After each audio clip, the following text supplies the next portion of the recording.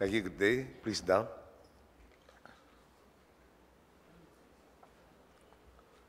Secretary Renal Mendras, Senator D.G. Gingona, His Excellency Harry K. Thomas, Excellencies of the Diplomatic Corps, BR Commissioner Kim Henares, Customs Commissioner Lito Alvarez, Secretary Eliza Elis Gosun, Undersecretary Jose Layug, Congressmen Amatong, Payuyo, and T, fellow workers in government, honored guests, ladies and gentlemen. I'm sure by now we have been thoroughly briefed on NREP thanks to the enlightenment of Secretary Almendras. No detail was left unrevealed.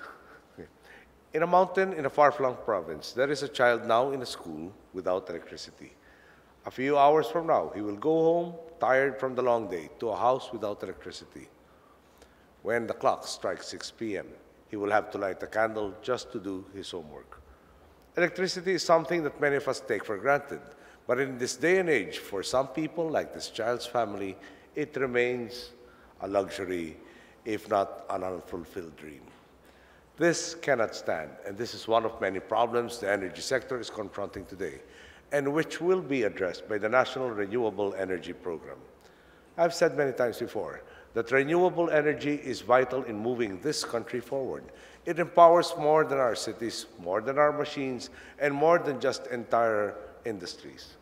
Renewable energy fuels our movement towards the rebuilding of this nation. Renewable energy will fuel our future. Through this program, renewable energy will be able to give that child in the mountain a light through which he can learn his lessons at home. More than that, fifth-class municipalities in Llano del Norte, Bukidnon, Kalinga, and Antique, among others, will soon be able to send their children to schools powered by renewable energy. Through the hard work of those present here today and all those who are working for this cause. But more than lighting up these barrios, the National Renewable Energy Program today points us in the right direction in terms of finding long-term and sustainable energy sources. Our launch today is a symbolic first step in our journey towards fulfilling our vision of a Philippines unbound from the vagaries of the world oil market, a Philippines where we can choose not to sacrifice the environment, particularly the air we breathe, just to power our industries. We have already experienced some moderate success in this regard. Just a couple of months ago, we launched 20 e-tricycles in the city of Mandaluyong. These e-tricycles will not only lessen our carbon emissions, they will also increase the profit margins of our tricycle drivers. With news like this, it is difficult not to be optimistic. Even Filipinos who are not actively part of this program are making strides in improving our potential for energy sufficiency. Last year, for example, a team of Filipino students placed second in an international competition in Kuala Lumpur for designing a prototype vehicle that can run 241 kilometers on just 1 liter of gas. This is more reason for optimism for all Filipinos. But do not get me wrong, the road ahead promises a long, grueling journey. Some forms of renewable energy remain expensive and it may take some more time before their prices can become competitive. Because of this, some perhaps will say that the pursuit of renewable energy is a waste of time and resources. I cannot govern by this regarding our future. We need real solutions. Economic development should not come at the cost of our environment. And with this program, we are doing everything possible to pursue the twin goals of harnessing our renewable energy potential while ensuring that our people's energy needs are met. With this in mind, the plan is to nearly triple our renewable energy-based capacity from around 5,400 megawatts in 2010 to 15,300 megawatts in 2030. Some are already concerned that our increase in renewable energy generation will lead to a rise in the price of electricity. But the Department of Energy is confident that, along with the Energy Regulatory Commission and the National Renewable Energy Board, the government will be able to keep a watchful eye on these prices to keep an optimum balance between the interests of our consumers and preserving the environment for future generations. What we want is simple.